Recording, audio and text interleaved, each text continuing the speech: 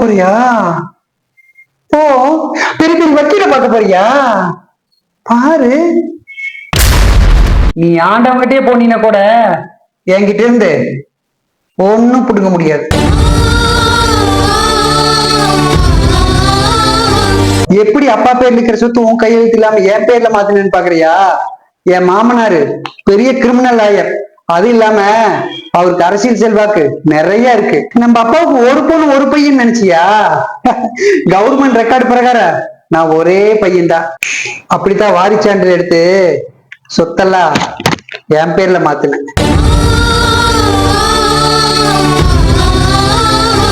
நீ என்னைக்காவது ஒரு நாள் இப்படி வந்து நிப்பேன்னு எனக்கு தெரியும்.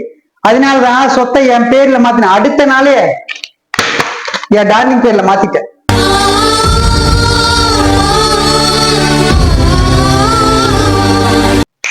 அதையும் மீறி நீ கோர்ட்டுக்கு போனீங்க வையே, இதா அப்பா சாகருக்கு ஒரு வருஷத்துக்கு முன்னாடியே சொத்தெல்லாம் என் பேர்ல உயிர் எழுதி வச்ச மாதிரி டாக்குமெண்ட் ரெடி பண்ணி வச்சிருக்க.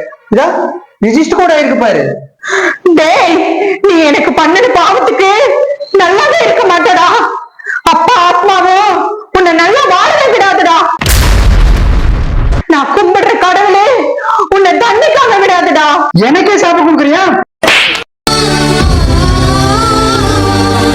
போடி எவட்டி விட்டு நாய.